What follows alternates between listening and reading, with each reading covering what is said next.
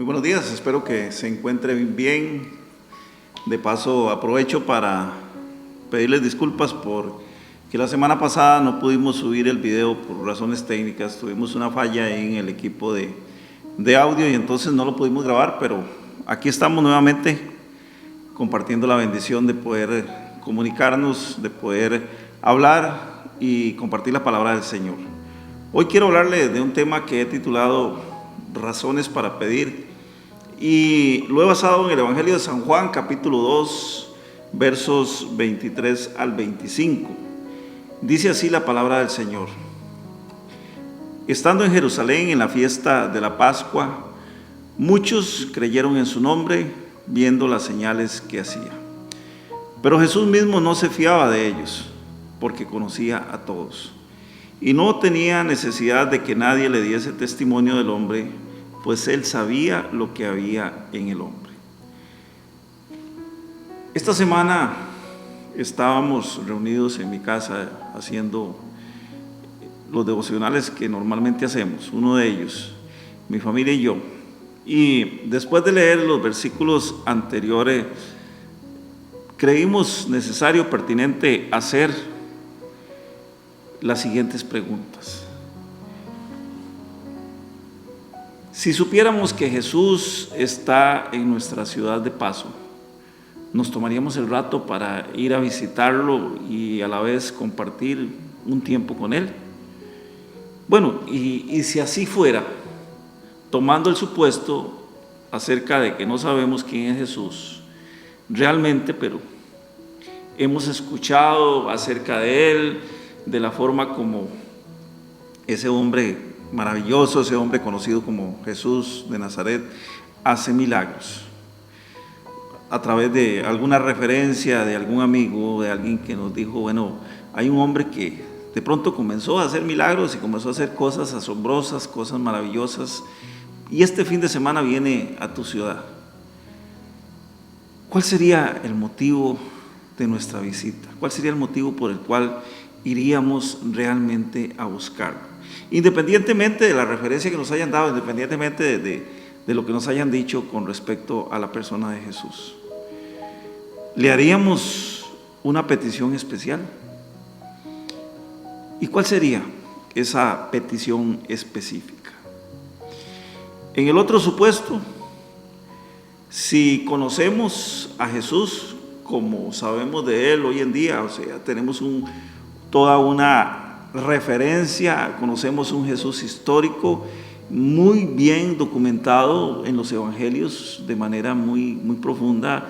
Los evangelistas, cada uno de ellos tomaron una faceta o una versión, cada uno tomó una versión de Jesús y la trataron de llevar a las diferentes formas de pensar, a las diferentes naciones, a las diferentes nacionalidades, personalidades y comportamientos de los individuos de esa época. Por supuesto que todo esto ha trascendido hasta nuestros tiempos. Si nosotros ya con todo ese conocimiento que sabemos acerca de Jesús, hoy en día, en este momento, si tuviéramos la posibilidad de hablar con Él, sabiendo que Jesús es el Hijo de Dios hecho hombre, como nos lo enseñan los evangelios, como nos lo enseña muy particularmente el apóstol Juan, sabiendo que Jesús es el Dios omnipotente, Jesús es el Dios omnipresente, Jesús es el Dios omnisciente también, ¿cuál sería nuestra reacción al verlo por primera vez?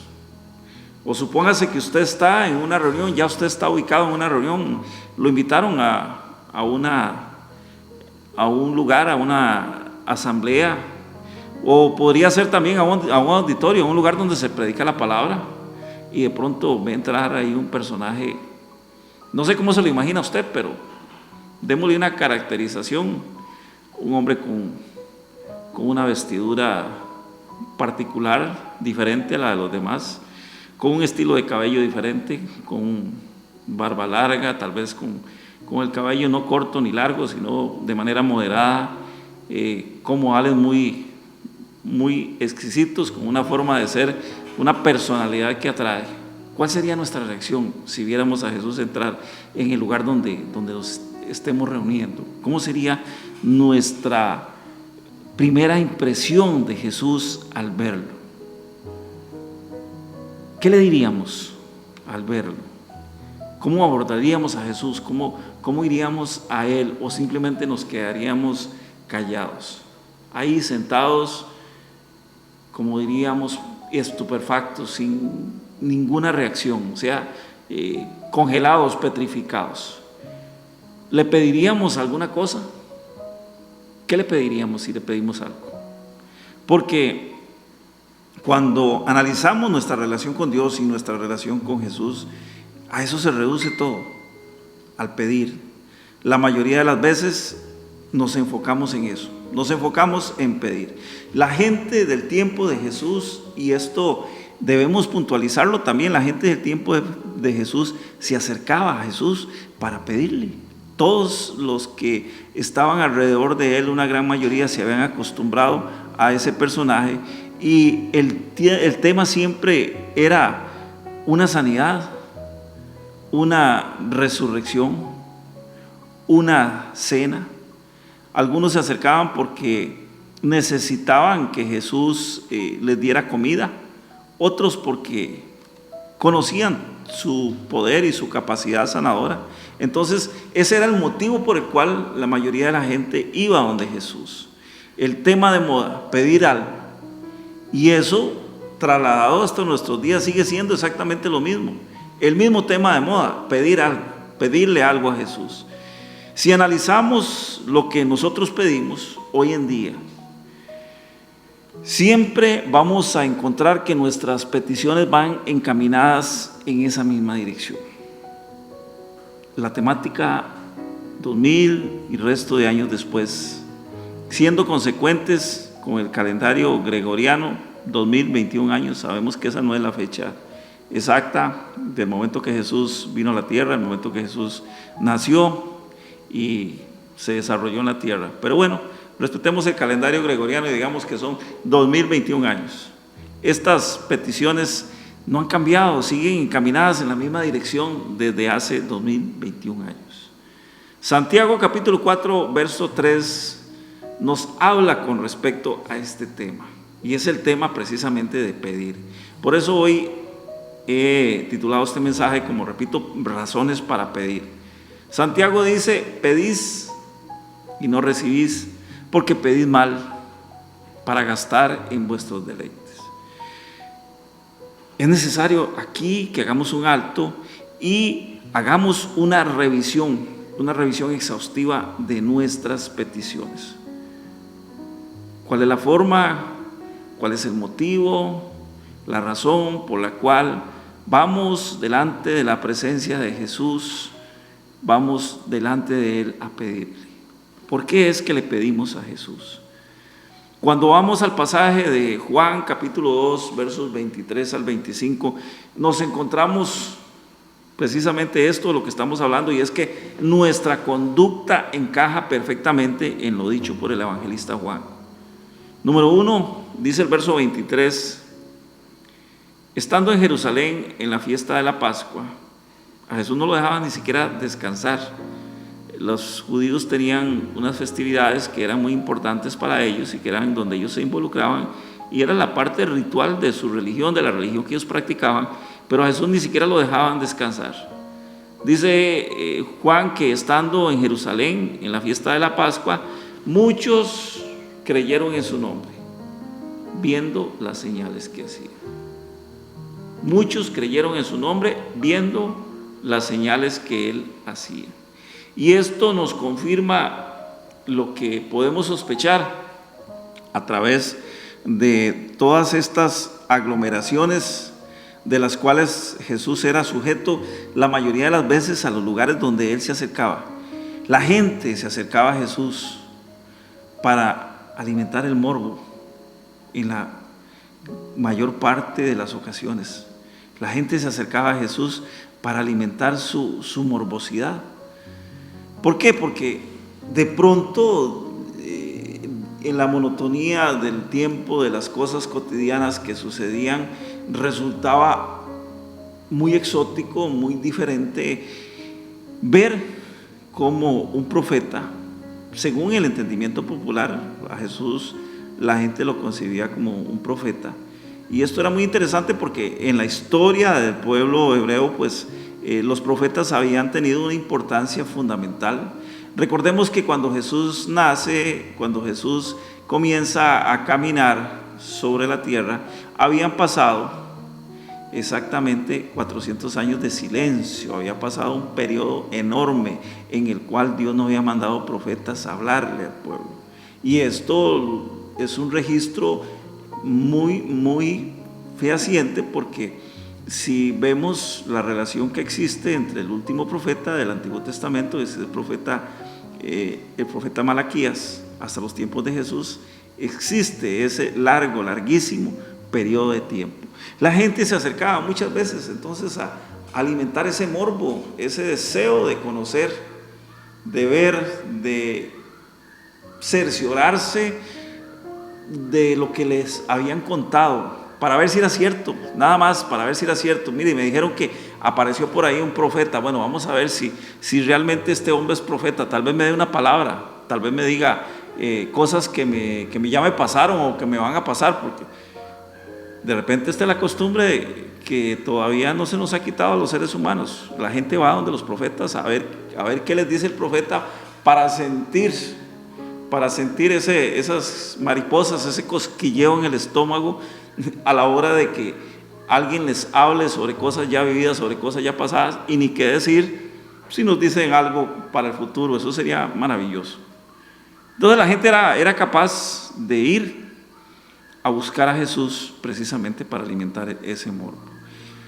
Pero resulta que Jesús no era un personaje común y corriente, no era un profeta como la mayoría de la gente había conocido, aunque sí vemos muchos milagros. Podemos leer la historia del profeta Elías y del profeta Eliseo posteriormente y ver que hay muchos milagros, pero de la manera que Jesús lo hizo, tan recurrentemente, tan fácil, podríamos decir, porque era capaz de hacerlo una y otra vez en los lugares donde él andaba. Y sabemos que la mayoría de los milagros que Jesús hizo no están registrados en los libros de los evangelios, pero Jesús era un hombre que era capaz de sanar la lepra sin ningún tipo de medicamento. Era capaz de tocar a un leproso y simplemente hacer que éste sanara, nada más, por el poder y la autoridad que él tenía sobre toda enfermedad, y que sigue teniendo todavía en este tiempo, por supuesto que sí, pero estoy hablando de la parte histórica. La lepra era una enfermedad incurable de la época y era considerada una maldición, castigo por parte de Dios. Por eso la gente le huía tanto a la lepra. Ya en otra oportunidad, en otra grabación, hablé acerca de cómo se concebía la lepra y cómo se trataba a la gente enferma de lepra. En otras ocasiones Jesús hacía cosas diferentes que la gente no podía entender, como por ejemplo una resurrección. Era muy sorprendente ver a alguien resucitar de entre los muertos, y precisamente esto por la tradición, la misma tradición que ellos tenían, que el pueblo tenía. Habían dos corrientes, recordemos que habían dos corrientes. Unos creían en la resurrección de los muertos, que eran los fariseos, y habían otros que no creían, negaban la resurrección, que eran los saduceos. Al coexistir dentro del gobierno judío, porque recuerden que ellos tenían un gobierno paralelo a la par de lo que el Imperio Romano les imponía. El Imperio Romano les imponía cosas tributarias, ciertas estructuras, pero lo que era la parte religioso-política, ellos la manejaban con su famoso Sanedrín, que estaba compuesto por fariseos y saduceos, donde existían las dos corrientes, unos que no creían en la resurrección y otros que sí creían. Ahora, si alguien estaba afiliado al bando de los saduceos y no creía en la resurrección, qué cosa más interesante pudo haber sido ver a Jesús resucitar, por ejemplo, a Lázaro, un hombre que estaba muerto, que tenía 3 días de estar ahí en una tumba, donde ya su cuerpo olía. Hiede ya, maestro, le dijeron a Jesús cuando Jesús dijo que iba a abrir la tumba. Parecía una locura, y lo más sorprendente de todo eso es que Lázaro sale y sale vivo, no fue un zombie lo que él sacó de esa tumba. Entonces, de este pequeño pasaje que acabamos de leer nos damos cuenta cómo era la dinámica de la gente que seguía a Jesús. Y lo podemos traer a nuestros tiempos, trasladarlo a nuestra vida actual, a la vida actual de las iglesias, de nuestras iglesias. Aquí nos vamos a dar cuenta, vamos a entender cómo todavía la gente sigue alimentando ese morbo. ¿Y cómo lo hace? Precisamente con los actores de turno. ¿Cuáles son los actores de turno en las iglesias? Bueno, hay unos que se dicen profetas, hay otros que se dicen apóstoles, hay otros que se dicen maestros, y el grueso de la población, que es la que se enlista en las filas del cristianismo, siguen a unos y a otros movidos por ese deseo de satisfacer sus necesidades. Muchas veces, más allá de la necesidad o el interés de buscar a Dios, de buscar el Evangelio, de conocer al Cristo vivo, al Cristo de la Biblia, la gente anda detrás de los actores de turno, repito, pastores, maestros, evangelistas, etcétera, el título que quieran ponerse. Ahí las encontramos en las páginas de la web, en los diferentes canales, los encontramos todos los días, y ahí están. Y la gente anda detrás de ellos porque lo que les interesa es satisfacer sus necesidades personales, más allá de realmente conocer a Dios. El que quiere entrar en una relación personal con Dios no anda buscando estas cosas. El que quiere buscar en una relación personal con el Señor, busca el Cristo de la Biblia, nada más. Se enfoca en el Cristo de la Biblia y trata de conocerlo buscando una relación íntima con Él. Ese es el Cristo de la Biblia, ese es el Cristo de los evangelios, el que la gente debe buscar. Dice entonces el evangelista Juan que al ver las señales que Jesús hacía, porque de estos eran señales, al ver esas señales que Él hacía, muchos creyeron en su nombre. ¿Qué nos indica esto? Esto nos indica que el creyente promedio, el creyente que sigue a Jesús por los milagros ya realizados, por lo que ya pasó. La mayoría de la gente sigue a Jesús por lo que le contaron, por lo que vieron o por lo que oyeron que otros dijeron que Él había hecho. No en la esperanza basada en la fe. Lo que se proyecta, la fe es lo que nos proyecta hacia la certeza, hacia la convicción de que nosotros no seguimos a un Dios muerto, seguimos a un Dios vivo. Nosotros no seguimos a un Dios que se quedó colgando con los brazos extendidos en un madero, en una cruz. Nosotros seguimos a un Dios que no está enterrado en una tumba, ni es un Dios que tiene una piedra a la entrada. Seguimos a un Dios que no está en la tumba, que no se quedó colgando en el madero. Seguimos a un Dios que resucitó al tercer día y que está sentado a la derecha del Padre. Número 2, hay gente con necesidad de creer y ver señales todavía en estos tiempos.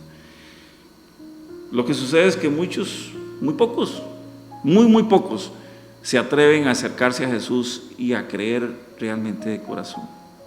Por eso es que la Escritura nos dice en Hebreos capítulo 11, verso 6, dice que sin fe es imposible agradar a Dios. Eso ya lo sabemos.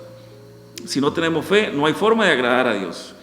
Y el agradar a Dios implica que el Señor va a ver mi situación, mi necesidad, va a ver mi posición y Él me va a ayudar.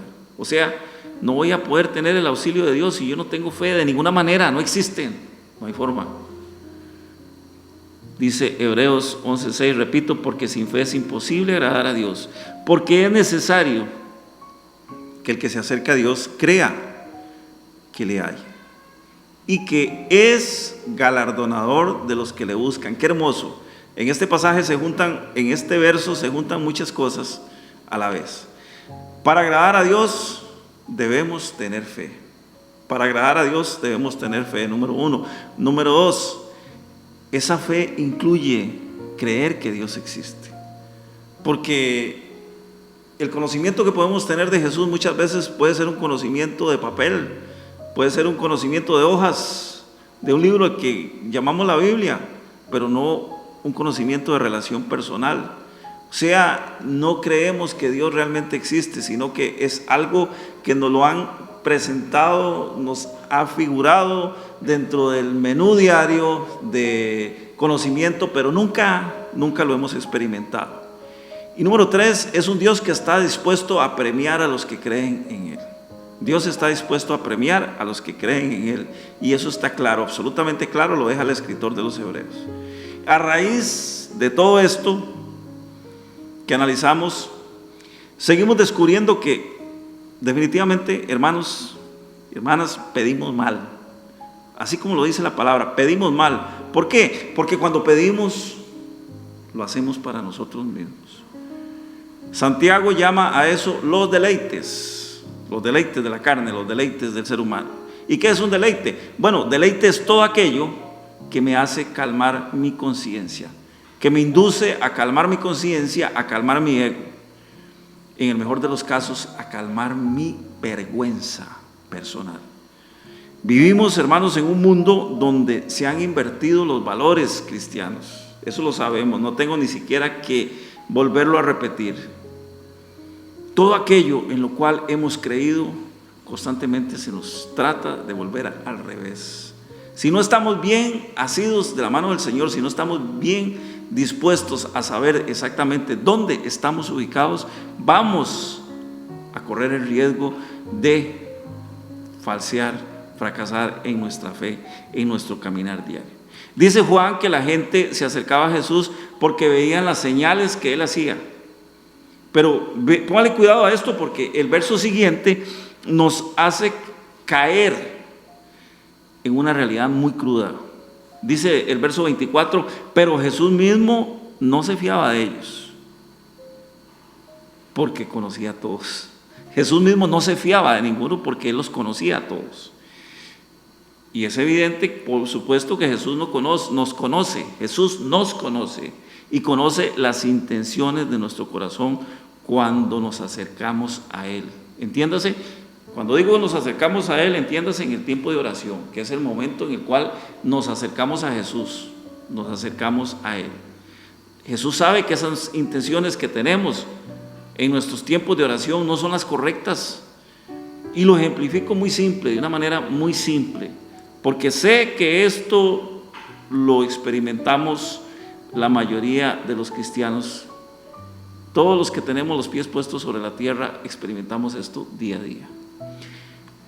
Cuando nos reunimos en familia y presentamos nuestras peticiones de oración, casi siempre pedimos para satisfacer nuestro orgullo personal. Hermanos, eso es lo que hacemos, para que Dios nos permita caminar por la calle con la frente levantada, sin sentir ningún tipo de vergüenza por una u otra situación de esas que nos avergüenzan. Ejemplo, oramos y pedimos oración por el pariente, llámese hijo, llámese hija, llámese hermano, llámese tío, sobrino, que es homosexual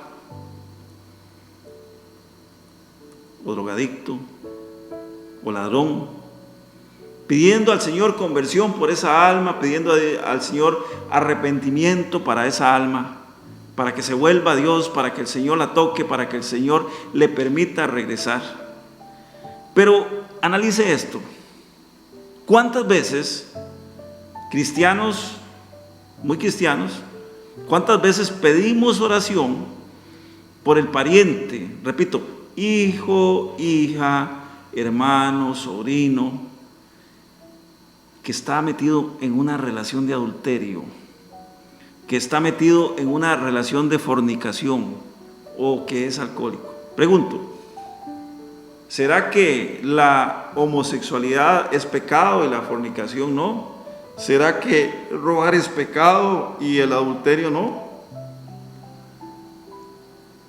¿Cuál de los dos es más o menos? La respuesta es muy sencilla. Pedimos precisamente a Dios siempre para que nos quite de encima aquello que nos causa vergüenza. Porque si estamos pidiendo por el pariente que está en X situación y no pedimos por el otro, estamos pidiéndole a Dios que nos quite la vergüenza. No es que nos interese mucho la conversión de esa persona, de ese pariente. Sencillamente pensamos en todo aquello que socialmente es más reprochable. Y en conclusión, hermanos, no estamos interesados en el pecado ni la salvación de nuestros cercanos, de nuestros parientes, de ninguna manera. Estamos interesados en nosotros mismos. Pedimos mal, dice Santiago, para gastar en nuestros deleites. Eso es gastar en nuestros deleites. Eso es decirle, Señor, ayúdame con mi pariente cercano que está en X situación que me avergüenza, y darle conversión. Claro, en el momento que se convierta y ya deje de ser alguna de esas cosas, entonces va a dejar de causarme vergüenza y yo me voy a sentir bien y voy a decir, uy, Dios me hizo el milagro. Sí, me hizo el milagro de dejar de estar sintiendo vergüenza. Pero ¿cuántas veces en esa relación hipócrita que tengo yo con la oración, con mi comunión con Jesús, cuántas veces he pedido por el que está en alguno de esos actos que socialmente no son reprochables? Definitivamente no queremos ser avergonzados. Y esa es la mala dirección que enfocamos cada vez que pedimos. Esa es, hermanos, a mi criterio, la razón por la cual la mayoría de las veces, gran cantidad de nuestras peticiones no son contestadas. ¿Por qué es que Dios no me contesta? ¿Es que Dios no nos escucha? ¿O es que Dios está sordo? No, ni es que no nos escucha, ni es que está sordo. Es que estamos pidiendo incorrectamente. Queremos gastar en nuestros deleites, y gastar para nuestros deleites es precisamente eso, buscar mi satisfacción personal, y eso es lo que me mueve a mi relación con Dios, a mi búsqueda de oración por encima de la salvación de esa persona por la cual supuestamente estoy pidiendo. Nuestro deleite está en función de lo que nos incomoda, de lo que no nos gusta, pero nunca del pecado en sí. Y esa es la realidad. Eso es lo que debemos hoy tomar en cuenta nosotros cristianos y hacer un acto de revisión, un acto de conciencia para poder encaminar nuestros actos, encaminar nuestra fe de la manera correcta. Dice Juan, verso 25, y no tenía necesidad, Jesús no tenía necesidad de que nadie le diese testimonio del hombre, pues Él sabía lo que había en el hombre. Él sabe lo que hay dentro de nosotros. Jeremías dice, engañoso es el corazón más que todas las cosas, ¿quién lo conocerá? Y el Señor responde, yo Jehová, conozco los corazones, que los escudriño. Así que sé lo que hay dentro del corazón del hombre, lo que dice el Señor. Ahora, vuelvo nuevamente a la pregunta inicial, la famosa pregunta inicial. ¿Qué pasaría, hermanos, si alguien llega a decirnos que Jesús está de paso por la ciudad y, bueno, decidimos que vamos a ir a su encuentro?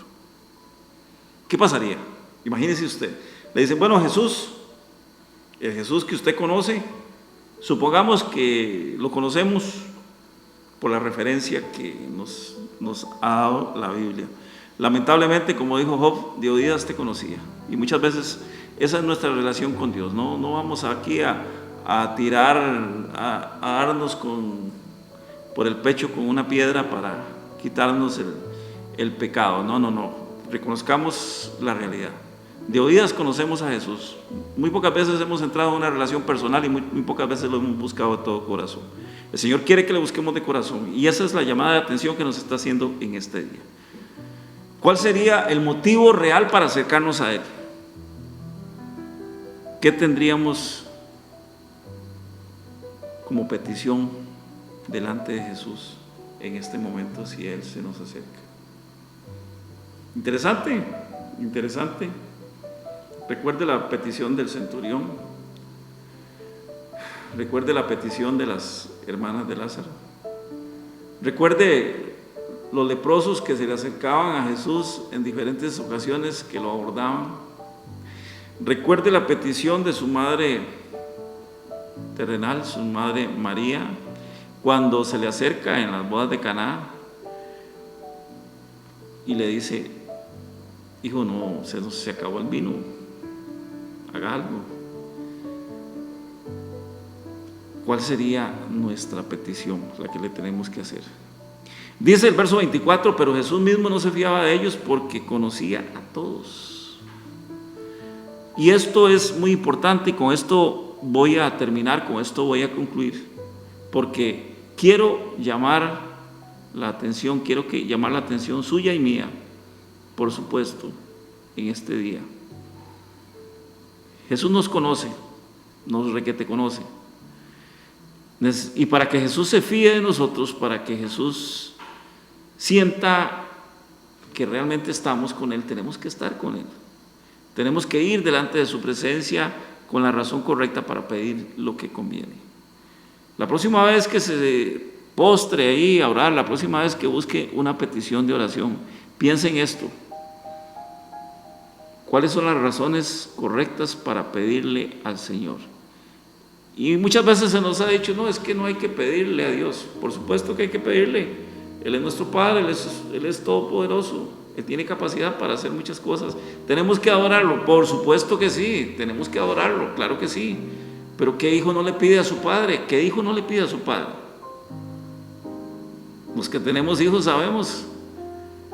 Todos los días nuestros hijos, casi todos los días, llegan a pedirnos algo, de una u otra manera. Así que no se sienta mal porque usted le pida a Dios, adórele también. Pero cuando le pídale con la razón correcta, con el motivo correcto.